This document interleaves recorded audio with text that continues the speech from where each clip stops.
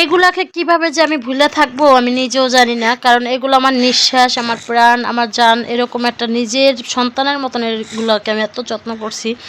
মানে এগুলোর যে কত সময় দিছি। হ্যালো এভরিওয়ান, আসসালামু আলাইকুম, কেমন আছেন? আশা করি অনেক অনেক ভালো আছেন। কেন এই কথাটা বললাম, দেখেন মানুষ কত শত্রু, মানুষ কেউ ভালো কেউ দেখতে পারে না।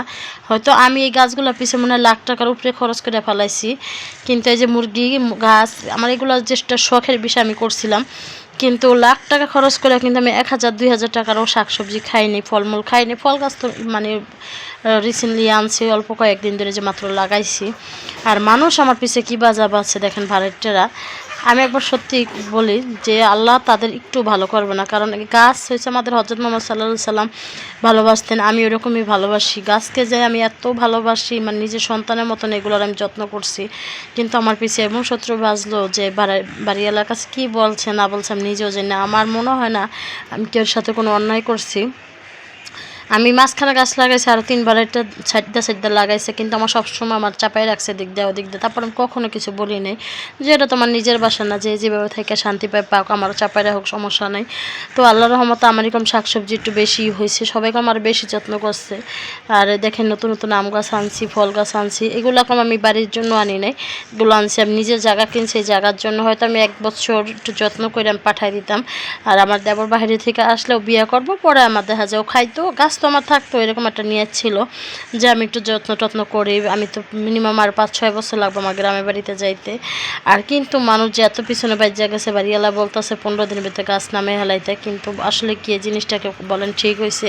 আমার এত শখের গাছ, আমি তো হয়তো মনে হয় আর 1 বছর রাখতাম এই ছাদে, না তো আমি চলে নিয়ে যেতাম গাছগুলা, কারণ এত কষ্ট লাগতেছে এই গাছগুলোর পিছনে। কত সময় ব্যয় করছি, আমার ছোট ছোট বাচ্চাদের নিয়ে আমি কত কষ্ট করছি গাছগুলো মাটি উঠানো থেকে, গাছ লাগানো থেকে, অনেক পরিশ্রম করছি গাছের পিছনে। যে বললাম না, আমি মনে হয় লাখ টাকা খরচ করে মনে হয় 1000 টাকাও উঠতে গেলে 2000 টাকা শাকসবজি এখনও খাই নেই। তারপরও মনে করেন একটা শখের বিষয় করছি, যে এই গাছগুলোর সময় দিয়েছি, এই গাছগুলোকে কত ভালোবাসছি। কিন্তু আসলে আমি অনেক মিস করবো, জানি না এই গাছগুলো আমি কী করবো এখন। মানে আমি যে জায়গাটা রাখছি মিনিমাম শীতে হয়তো নিলেও লাগাইতে পারতাম, কিন্তু এখন তো সময় নেই, এখন বাচ্চাদের স্কুল মাদ্রাসা সব খোলা। কিন্তু এখন যে নিয়ে যে 10-12 দিন থাকি আমি গাছগুলো লাগাই দিয়ে আসবো, এই সময়টাও নাই, জানি না কী করি। হয়তো যদি ভালো কোনো লোক পাইতাম তো আমি গাছগুলো বিক্রি করে দিতাম। আমার এত শখের গাছ, এত যত্নের গাছ, এগুলোর আমি কীভাবে মানে ছাইরে যে থাকবো আমি নিজেও কল্পনা করতে পারি না। আসলেই মানুষ কেমন না, মানুষ আসলে মানুষের ভালো মানুষে কেউ দেখতে পারে না। যে আল্লাহ, আমি তোমার আল্লাহর কাছে বলি যে আল্লাহ যারাই করছে তাদের হেদায়েত দান করো, কিন্তু আমার কষ্ট দিছো।